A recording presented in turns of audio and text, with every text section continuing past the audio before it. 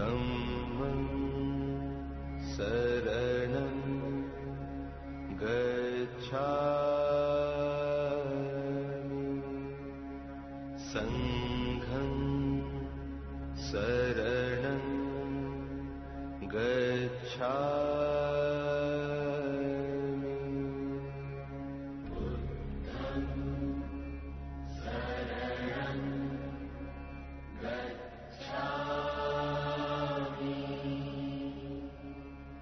धम्मं शरणं गच्छामि संघं शरणं गच्छामि. Firstly, you see place, I think quite nice. These rocks is very beautiful, very beautiful. Then another level, this is not only local people consider some sacred so place, but also see, some historians say one is a great Buddhist master, actually master of Nalanda, Nagarjuna, used to spend some time here in the cave. So, firstly, I always respect the indigenous peoples, their culture, their belief. And then, secondly, I am Buddhist. I am student of Nalanda as a tradition. And then, since I think childhood, name of Nagarjuna very familiar, very familiar in my ear. So then gradually I study all Nagarjuna's sort of writing, which translated into Tibetan. I study and implement these views. Actually, his view, his concept, the special sort of, the deeper level of understanding about the Paticca Samuppada, really very, very helpful. You see, to combat destructive emotion. So therefore, I very much admire Nagarjuna. So the Nagarjuna Quanta there. Fortunately, 1956 I came. Then the original place still there. After 59, then all in the lake. So some replica. Only that we can see. Otherwise, the real place now submerged. Nowadays, so I'm very, very happy.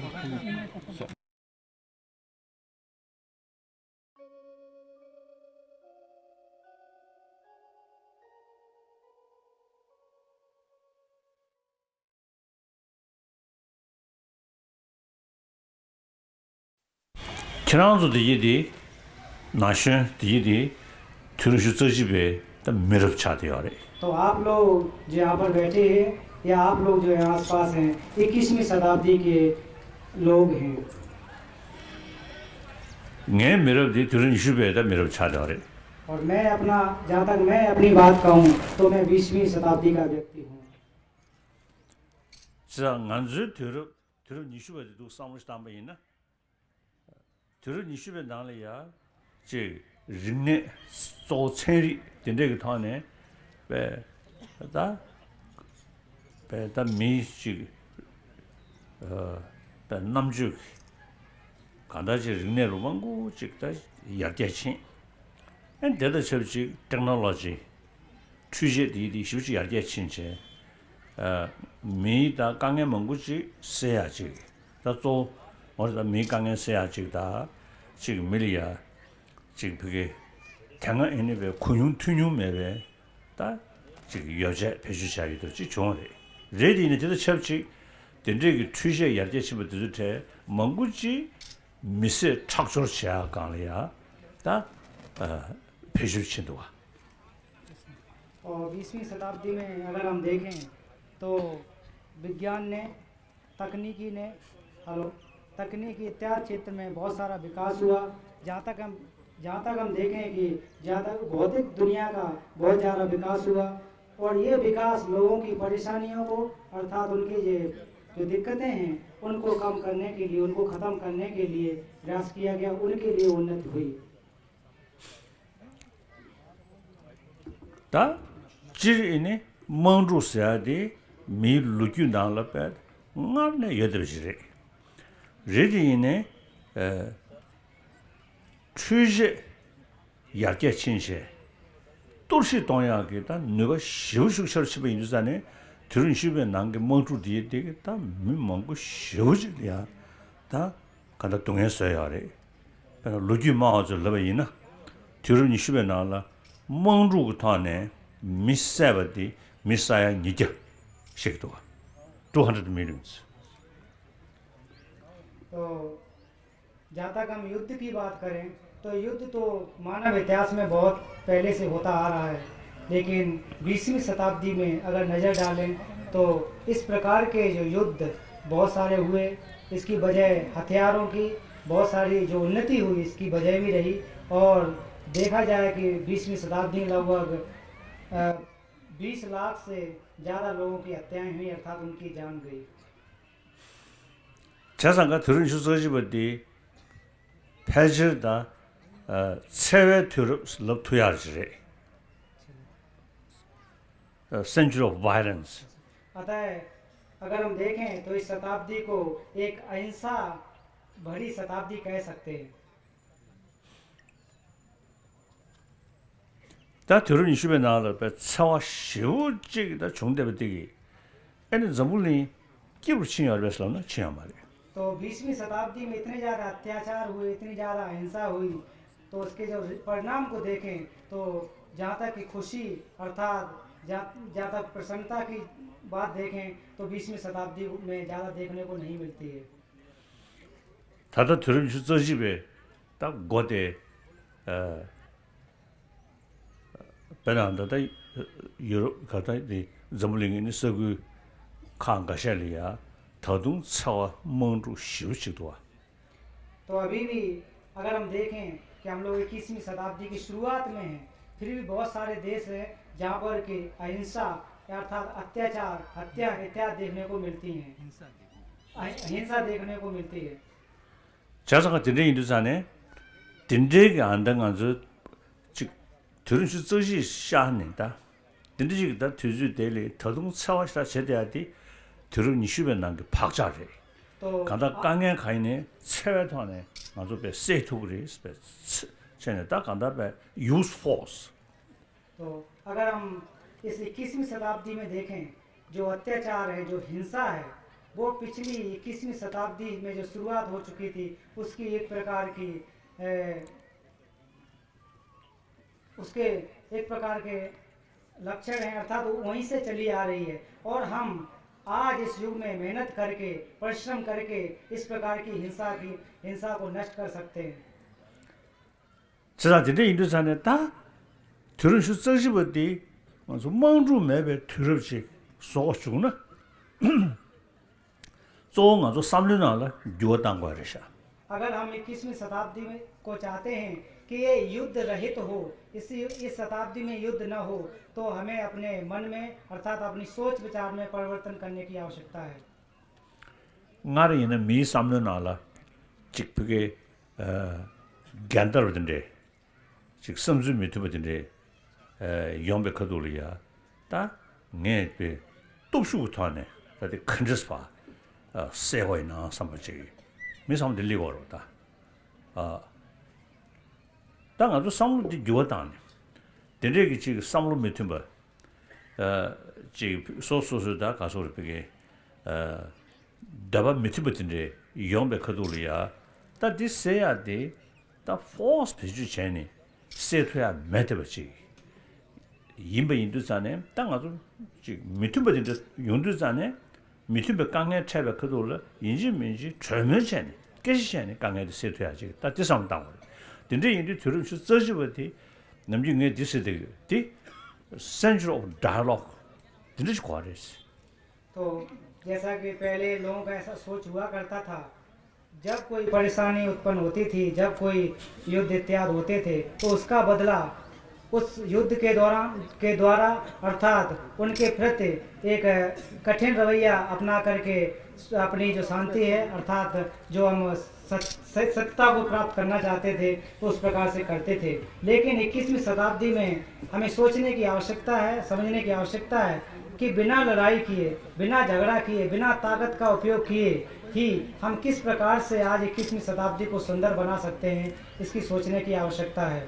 और 21वीं शताब्दी को एक अच्छे युग के रूप में बनाने की आवश्यकता है और ये तभी संभव है जब हम अपनी सोच विचार में परिवर्तन करें। 자, 근데 인도산에 땅 아주 들은 수 저지버디 강에 가르쳐비네 전면부터네 강에 써야지 땅 아주 던지지기다 들어지 소국이야래. 대 주머니는 처음에 들어 시디 들어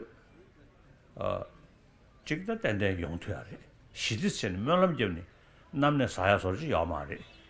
시디 쪽에 된 한수 차가 제지 시디 쪽이 인도산에 딱 만수 강에디 처음에부터네 아니 시터지기 이나 아니 시디 들어지 소토야래. तो अगर हम इस 21वीं शताब्दी में भाईचारा अर्थात सामंजस्य बनाना चाहते हैं तो हमें संवाद की आवश्यकता है, एक दूसरे के साथ बातचीत करने की आवश्यकता है। बिना बातचीत किए अगर हम चाहते हैं कि इसमें शांति मिल जाए अर्थात हम लोग अच्छी तरह से रह सकें तो ये संभव नहीं है। अतः हम लोगों को कोशिश करनी चाहिए कि अहिंसा के द्वारा अहिंसा के सिद्धांत पर चल कर के ही हम इस दुनिया में, इस देश में अर्थात जिस समाज में शांति की स्थापना कर सकते हैं, शांति वापस ला सकते हैं, हम लोग सुखी पूर्वक रह सकते हैं। Among the audience, how many people who understand English raise hand? यहाँ अंग्रेजी समझने वाले कितने लोग हैं, वो लोग अपना हाथ उठाएं। Okay. So now, in order to create this 21st century as a century of peace, century of dialogue, now India, I think 1,000 years you have the tradition of ahimsa. The concept of ahimsa not recently developed, but over 1,000 years you already have that. Because of that, firstly, in I think ancient time, the political struggle may not be so much sort of significant, but different religions. So therefore, I think part of implementation of ahimsa is, I consider, the religious harmony in this country. Over 3,000 years, religious harmony deeply rooted in this country. तो अगर आप इस शांतिमय 21वीं शताब्दी को बनाना चाहते हैं और अगर आप चाहते हैं कि इस युग को हम लोग एक शांतिमय शताब्दी के रूप में, शांतिमय समाज के रूप में स्थापित करें तो संवाद की आवश्यकता है, एक दूसरे से बात करने की आवश्यकता है। तो आप भारत के जो सिद्धांत है, अहिंसा का सिद्धांत आज से नहीं, हजारों वर्ष पुरानी परंपरा है। भारत की जो परंपरा, अहिंसावादी परंपरा बहुत पुरानी है, प्राचीन है। ये कोई अभी की बनी हुई परंपरा नहीं है, सभ्यता नहीं है। इसलिए अहिंसा का उपयोग करके, अहिंसा के सिद्धांत का उपयोग करके ही हम इस देश में धर्मों के साथ सामंजस्य बनाकर रह सकते हैं। जैसा कि प्राचीन समय में हजारों सालों से अन्य धर्म एक साथ अहिंसा का उपयोग अर्थात अहिंसा के सिद्धांत पर चलकर इस देश में साथ साथ सामंजस्य पूर्वक रहे। So India's 1,000-year-old the tradition of ahimsa, and with that tradition of religious harmony, I think that's not only just ancient tradition, but very much relevant to today's world. तो जो अहिंसा का सिद्धांत है, भारत में अहिंसा का सिद्धांत अभी का नहीं है, कोई इस शताब्दी का नहीं है, ये हजारों वर्षों पुराना एक आपका सभ्यता है, एक प्रकार की एक संस्कृति रही है. So now the younger generation like you, who are truly the generation of 21st century. So now you have sort of opportunity, and also you have the responsibility, you see, to propagate, to promote the ahimsa and religious harmony, firstly within your own country, within your own community. Then show rest of the world different religious tradition, or different religious tradition, how to say, the follower of different religious tradition can live side by side. And then whenever you see we met some sort of conflict, the potential of conflict, try to solve through dialogue. So India should be example rest of the world. तो आप भारतीय लोगों को, खासकर जो युवा वर्ग है, आप लोग जो सामने बैठे हुए हैं, आप जैसे लोगों को आवश्यकता है कि इस 21वीं शताब्दी में आप लोग, आपकी जो सभ्यता अर्थात जो अहिंसा का सिद्धांत रहा है इस देश में, उसको पुनः स्थापित करें. आप लोगों की ये जिम्मेदारी है और मौका भी है कि आप इस युग में अहिंसा के सिद्धांत को अपनाकर धार्मिक जो अन्य धर्म हैं उनका सामंजस्य बना सकें, इस देश में अन्य धर्म सामंजस्य बैठा करके रह सकें. ये आप लोगों के ऊपर एक बड़ी जिम्मेदारी है. तो पहले आप अपने देश में इस अहिंसा रूपी जो सिद्धांत रहा है, जो अहिंसा रूपी विरासत रही है, उसकी स्थापना करने की आवश्यकता है. उसके बाद दुनिया के दूसरे देशों को भी ये संदेश दें कि अहिंसा के द्वारा हम लोग साथ साथ रह सकते हैं, अन्य धर्म के लोग साथ साथ रह सकते हैं. तो भारत एक दुनिया के सामने एक उदाहरण रूप में बनकर उभरे कि जहाँ पर बहुत सारे धर्म के लोग अहिंसा के सिद्धांत पर चलकर साथ साथ रह सकते हैं. So this is just beginning of kind of 14th Lochushi 2014, just the beginning. So that means out of 100 years, only 14 years passed. 13 years passed. This is the 14th. So, major portion of the 21st century yet to come.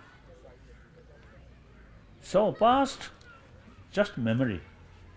And of course, we can learn some experiences from past. But otherwise, no force can change past. I think even God cannot change past. So, future, still there is possibility to change. So, most of the problem, including violence, our own creation. So, if we, human beings, out of our deeper awareness, wider awareness, lead peaceful ways to lead our world, then naturally man-made problem automatically reduce, eventually I think eliminate. So that should be in your mind and realize that's your responsibility.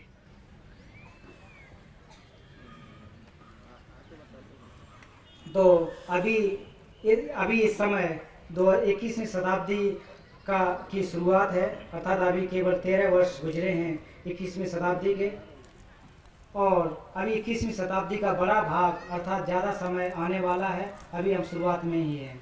तो बदले हुए जो समय है, जो गुजर गया, उसको सिर्फ हम याद कर सकते हैं. एक प्रकार से जो गुजर गया उसको केवल याद ही किया जा सकता है, कुछ भी बदला नहीं जा सकता है. ना तो उसे भगवान बदल सकते हैं, ना कोई दूसरी शक्ति कि जो बीता हुआ समय वापस आ जाए.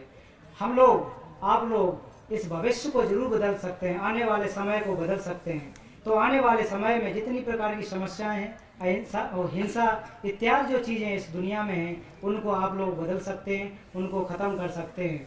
अगर आप शांतिमय तरीके से अपने चित्त को, अपने मन को, सोच विचार को बदलेंगे, तब जाकर के इस 21वीं शताब्दी में एक अच्छे माहौल को स्थापित कर सकते हैं। इसलिए आप लोगों को अपने मन को, अपने सोच विचार को बदलने की ज़रूरत है। Now that's I want to tell you, I want to share with you. So, the real peaceful, happy world possible within this century. And then violence, war, just past history. I think that's possible. But these things entirely depend on our effort with vision and enthusiasm, self-confidence. So that, I think, a beautiful world without violence, my lifetime may not materialize. That doesn't matter. But your lifetime, now there is possibility. You can see that kind of happier world, peaceful world. So sometimes I jokingly telling when I talk student, say when you what's it kasota the later part of 21st century, what really the world, what kind of world I will watch, even from heaven or from hell. If I in sort of hell, I think I can sort of take some permission from the hell authority, 1 week visit to world. What are you doing? What you are doing? Whether you really implement these things or not. So, not only this lifetime, next life also I will watch you whether you really making effort to build happier world or not. I will watch you.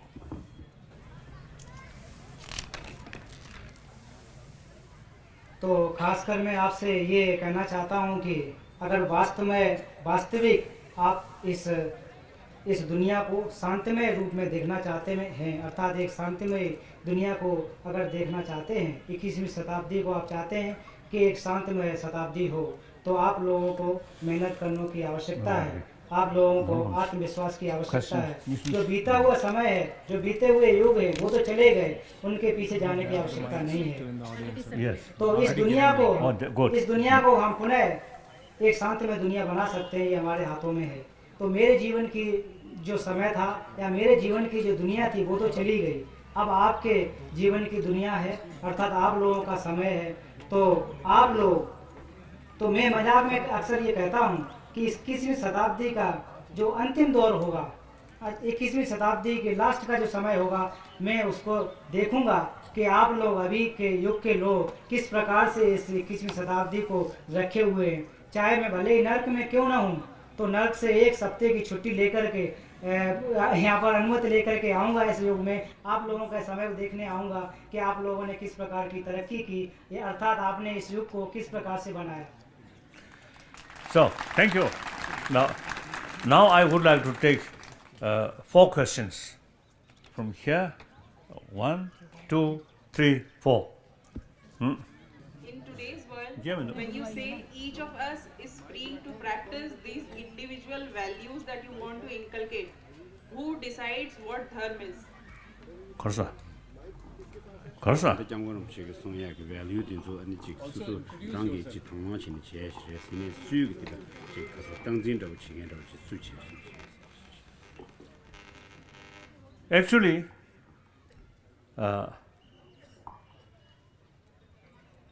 the value which I usually say is secular ethics. Secular ethics very much related with biological factor. For example, mothers' tremendous affection to their youngster not come from religion. Nobody taught. Biologically.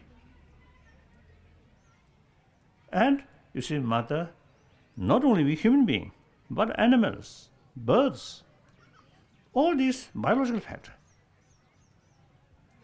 So they, and particularly we are social animal. Any social animal, even bees, there is some kind of sense of community, work together. Our problem, we are a social animal. Biologically, we are more compassionate.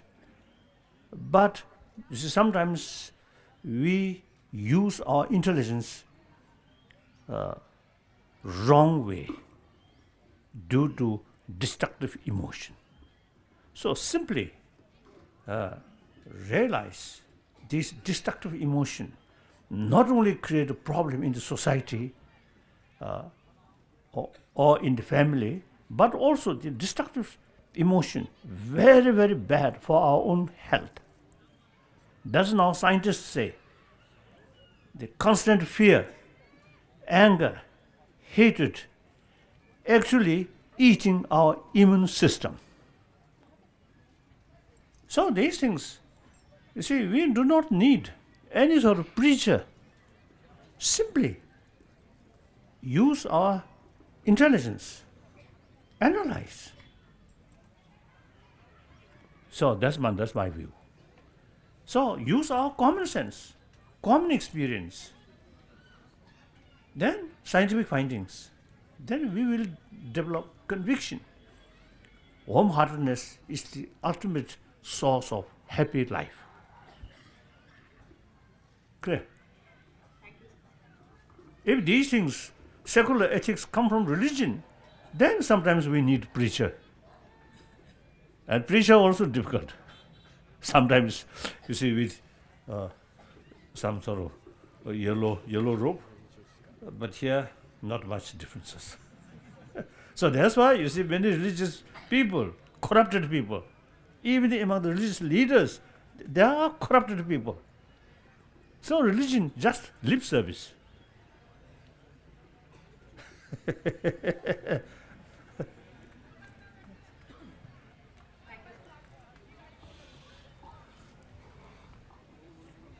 Sir प्रणाम sir. तो एक minute, तो मैं हमेशा एक महत्व की बात कहता हूँ, एक वैल्यू की बात कहता रहता हूँ, वह है धर्मनिरपेक्षता की बात। धर्मनिरपेक्षता की महत्व की बात कहता हूँ। तो यह धर्मनिरपेक्षता हमारे ऊपर एक बायोलॉजिकल फैक्टर पर,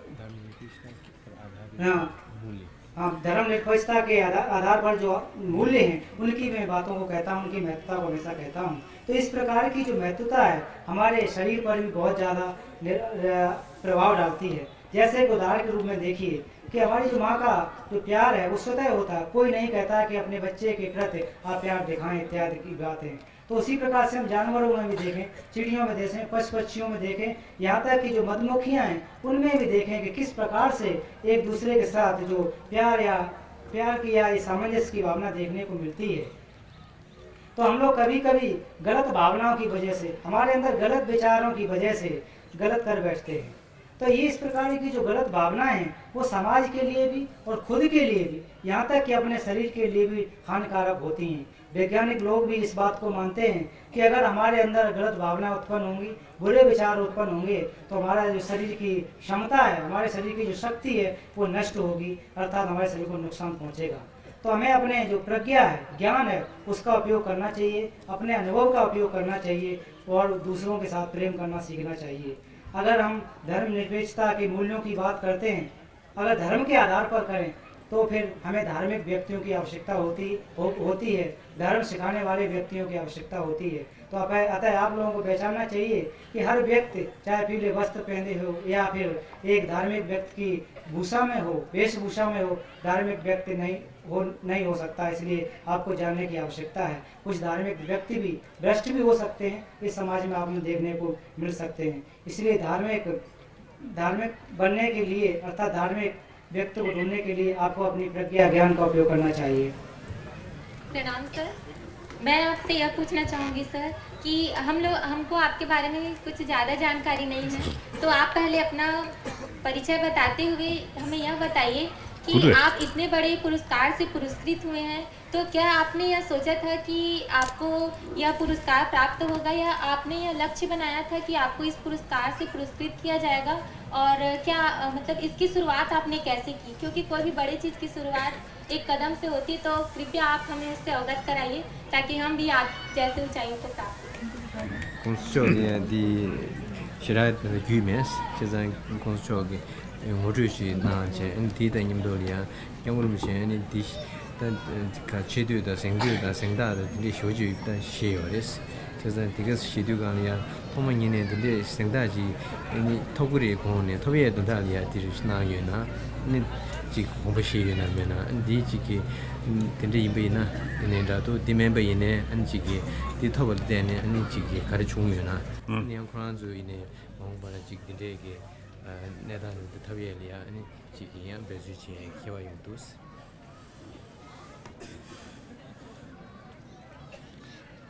One of my fundamental belief is ultimate source of problem is self-centered attitude. People think more oneself. Extreme self-centered attitude that creates exploitation, bully, cheating, killing, all these negative things. And one individual himself or herself also, you see, extreme self-centered attitude creates more fear, distrust. So, in deep inside, too much self-centered attitude, then deep inside, weak.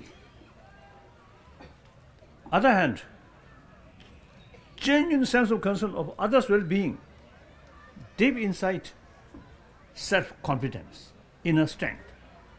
So that automatically reduces fear and develop trust. With these, you can lead your life more honestly, truthfully, transparently. That also bring more trust from others. That's the basis of friendship. So therefore, when Nobel Peace Prize sort of candidate were announced, at that time I was in California, I think Los Angeles. So after that announced, the many media people come, ask me about my feeling. Then I just respond. I'm just a simple Buddhist monk, no more, no less. If I, you see, making effort to get some kind of surprise, then Nobel Peace Prize, after that announced, then no need effort. So this, of course, I appreciate. At that time, I mentioned, me personally, nothing, no differences. Simple Buddhist monk. But I appreciate that sort of prize, some sign of recognition about my, also the service to peace, like that. Then, if you want me more, I am just human being like you. One nose, two eyes, 2 ears, and brain also. Same. And so you see, physically, of course you are female, I'm man. That's big differences. Otherwise, you see, same physical, same emotion, same intelligence, same potential of negative, both negative and positive. No differences. So I always, you see, describe I myself as one of the 7 billion human beings. No differences. When I give a talk, I always consider myself as another human being. No differences. With that conviction, some of my own experience may use to you.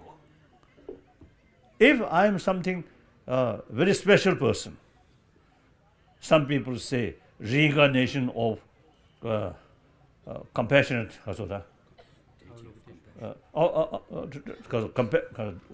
the deity of compassion. Then my experience may not useful to others because I am very special. So, in fact, I always is telling people when I give talk with people, if I stress importance of myself, I am a special person, I am Dalai Lama. Actually, you see, that attitude isolates myself from you, and that creates some kind of lonely feeling. And therefore, you see, if too much sort of stress, I am something important person, then it actually creates myself as a prisoner. No use. So I always is telling, I am just one human being, then a Buddhist monk, then furthermore, refugee, stateless person.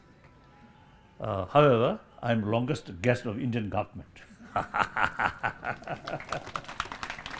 And then usually I telling you, see people, my brain, every part of my brain filled by Indian, ancient Indian philosophy, knowledge, Indian thought, particularly like Nagarjuna's thought, filled my brain. Then this physical last now over 54 years, nearly 55 years, this body survived by Indian dals, Indian chapati. So therefore, I consider I am son of India. Like that. Then my responsibility, wherever I go, I always talk about non-violence, ahimsa, religious harmony. So I consider myself and also telling people I am messenger of ancient Indian thought. While you, Indian, and including spiritual leaders, they little bit sort of relax, not active, promotion of this field. So I am, as a messenger, I am quite active to promote these things.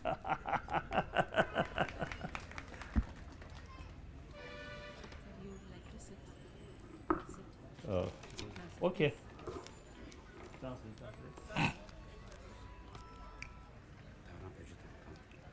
तो मेरा एक मूलभूत विश्वास है, ऐसा मैं मानता हूँ कि हमारी परेशानी की वजह हमारा स्वार्थ है।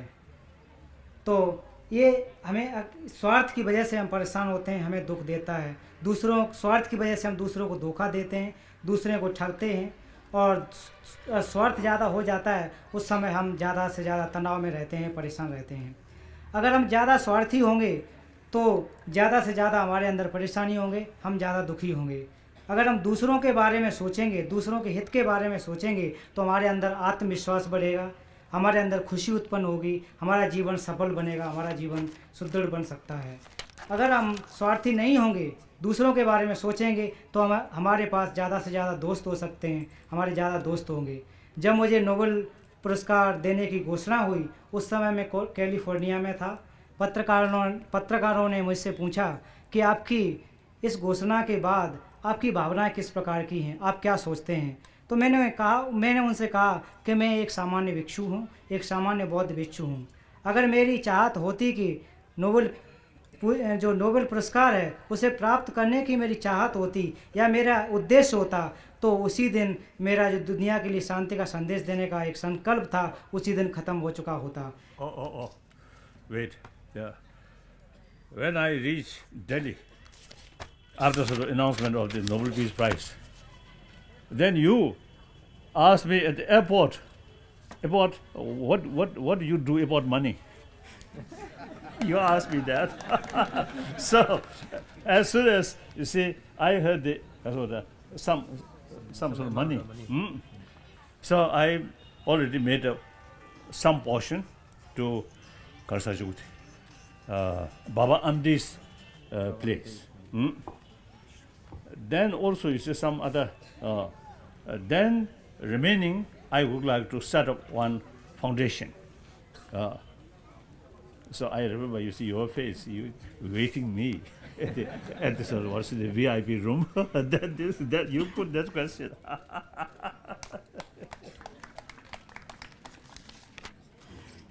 तो मैं हमेशा यही बात मैं कहता हूँ, जो भी मुझसे पूछता है, कि सबसे पहले मैं एक सामान्य बौद्ध भिक्षु हूँ।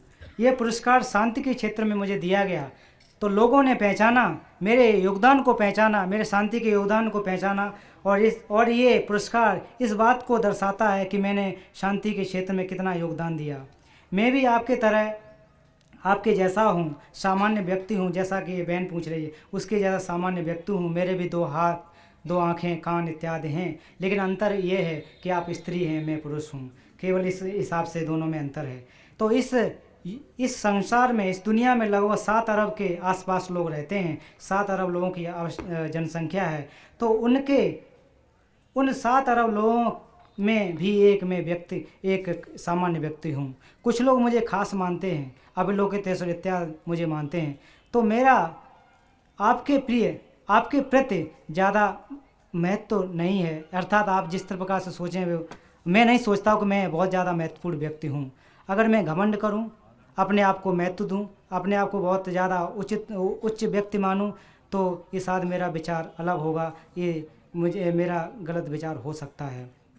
अगर इस प्रकार की हमारे अंदर सोच आ जाए, भावना आ जाए, तो मैं अकेलापन महसूस करूँगा, मेरे बहुत सारे दोस्त नहीं होंगे, क्योंकि मैं स्वार्थी हो जाऊँगा। तो मैं हमेशा कहता आया हूँ कि मैं सामान्य व्यक्ति हूँ, बौद्ध भिक्षु हूँ, और उसके अतिरिक्त मैं भारत का शरणार्थी हूँ। मैं सबसे लंबे समय तक भारत का मेहमान हूँ। आज लगभग 54 साल हो गए हैं, तो भारत में एक मेहमान के रूप में, एक शरणार्थी के रूप में मैं रह रहा हूँ। और मेरा जो भी ज्ञान है, मेरा जितना भी ज्ञान है, जितना भी मेरी समझ है, वो भारतीय सिद्धांतों, भारतीय दर्शनों के सिद्धांतों का ही ज्ञान है। मेरे ज्ञान सारा का सारा भारतीय सिद्धांतों का है, भारतीय ज्ञान है। और ख़ासकर उस ज्ञान में, उस प्रज्ञा में नागार्जुन के जो सिद्धांत हैं, मेरे मस्तिष्क में, मेरे दिमाग में भरे पड़े हैं। और मैं एकदम एक विश्वासपूर्वक कह सकता हूँ कि मैं भारतीय पुत्र हूँ। और इस 54 सालों के दौरान मैं भारत में रहा हूँ, तो मेरे जो शरीर बना हुआ है, जो आप शरीर देख सकते हैं, भारत की दाल, रोटी, चावल इत्यादि से ही ये शरीर पैदा हुआ है। उससे उस दाल, चावल इत्यादि की देन का ही ये शरीर मेरा है। मैं अहिंसा का पुजारी हूँ, अहिंसा की बात करने वाला व्यक्ति हूँ। मैं अहिंसा में विश्वास रखता हूँ, और ये अहिंसा भारतीय प्राचीन अहिंसा की जो संदेश है, अहिंसा की जो सभ्यता है, भारतीय प्राचीन परंपरा है। मैं इसका एक दूत हूँ। मैं जहाँ भी जाता हूँ हमेशा यही कहता हूँ, आप लोगों की बात रखता हूँ। जो आप लोगों के अहिंसा का संदेश है, मैं दूसरे देशों में देता रहता हूँ। तो आप लोगों को भी इस प्रकार की अहिंसा का जो क्षेत्र, उसमें काम करना चाहिए। जब नोबेल पुरस्कार मुझे मिला और जब मैं दिल्ली आया, तो सामने बैठे हुए पत्रकार भाई साहब, तो सामने बैठे हुए मेरे लंबे समय के मित्र श्री विजय करण जी ने मुझसे पूछा था कि विजय क्रांति जी ने मुझसे पूछा था कि आपको जो पैसा मिला है इस नोबेल पुरस्कार में, आप इस पैसे का क्या करेंगे। तो मैंने सोच रखा था पहले से ही, उसके कुछ भाग कर दिए थे। तो सबसे पहला भाग बाबा आमटे उनकी संस्थान को दिया, और बाकी का जो पैसे थे वो सेंटर बनाने के लिए, विशेष शिक्षा के केंद्र इत्यादि बनाने के लिए, उस पैसों को मैंने वहाँ दे दिया था. Now next question. From here, yes. Yes. Sir, आपसे मेरा एक क्वेश्चन है कि क्या शांति के निकट ही सत्य का अस्तित्व है और शांति से दूर रह करके सत्य का कोई अस्तित्व नहीं है सर? फिर से बोलिए तो. सर, मेरा क्वेश्चन ये है कि सत्य क्या शांति के निकट ही होता है, उससे दूर रहकर मतलब सत्य का कोई अस्तित्व है या नहीं?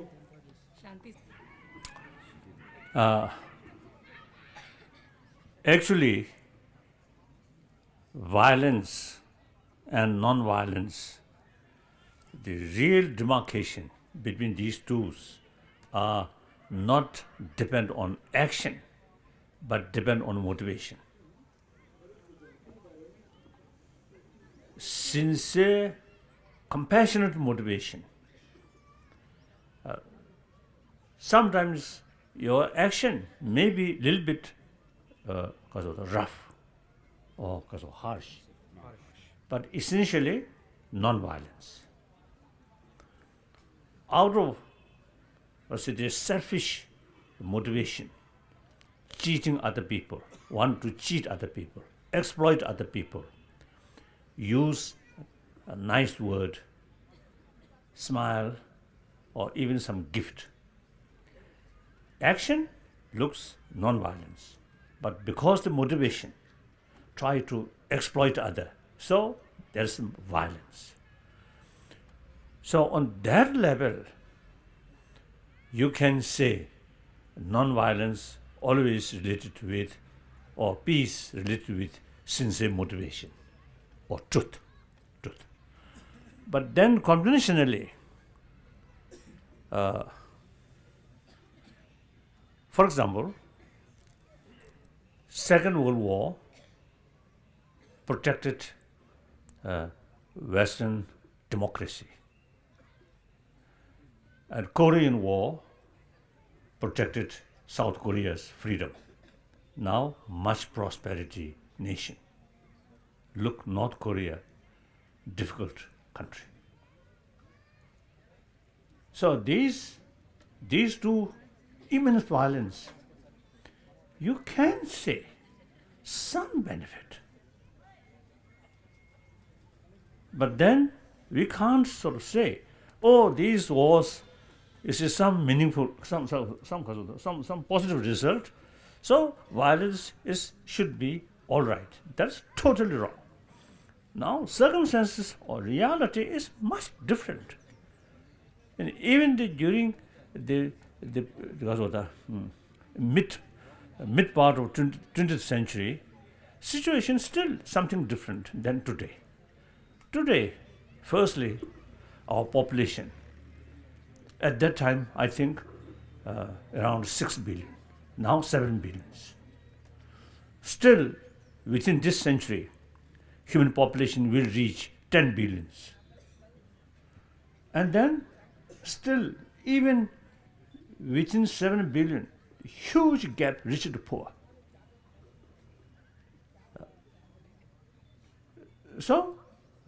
And then environment, very, very delicate environment issue, and global warming. So the world, the new reality, according to new reality, now we 7 billion human beings must act full cooperation.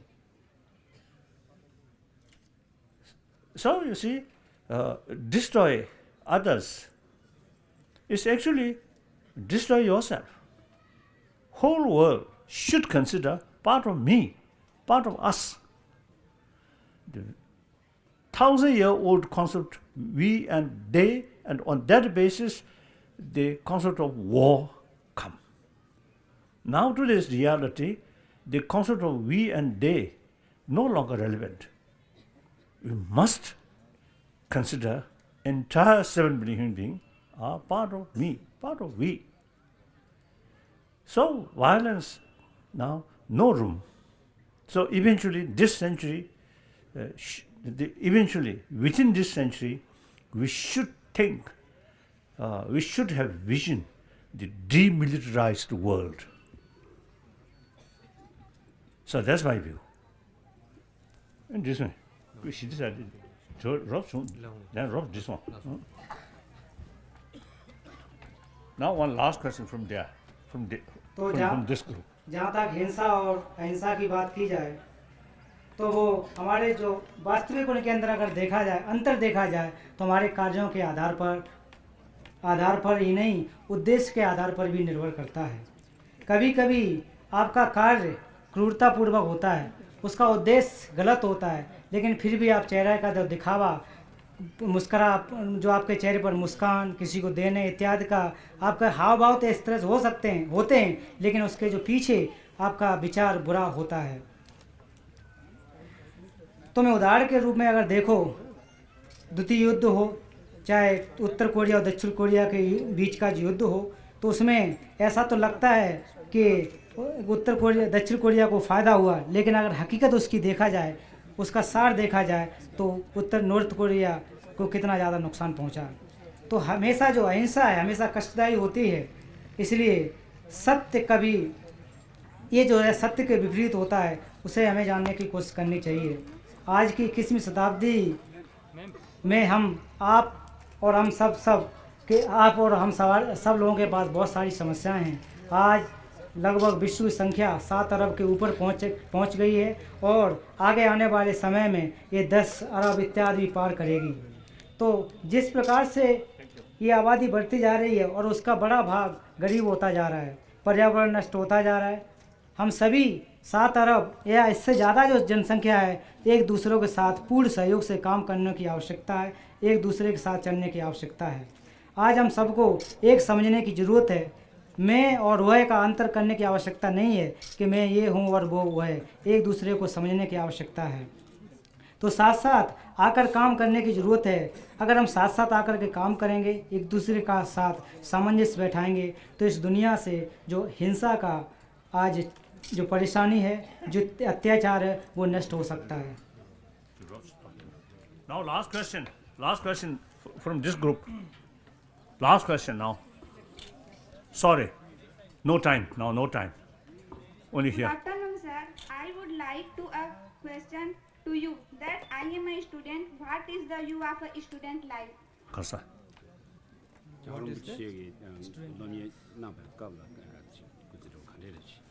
Oh, when I was teenage, I'm quite lazy student.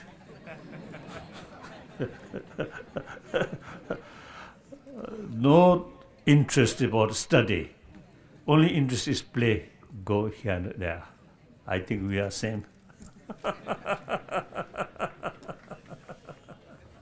So, thank you. Now I have to go. तो गुरु जी अपना अनुभव बताते हैं। जब मैं छोटा था तब उस समय पढ़ाई में ज़्यादा मन नहीं लगता था और मैं बहुत ही आलसी था, पढ़ता लिखता ज़्यादा नहीं था। पढ़ने की बजाय खेलने कूदने में ज़्यादा मेरा मन हुआ करता था।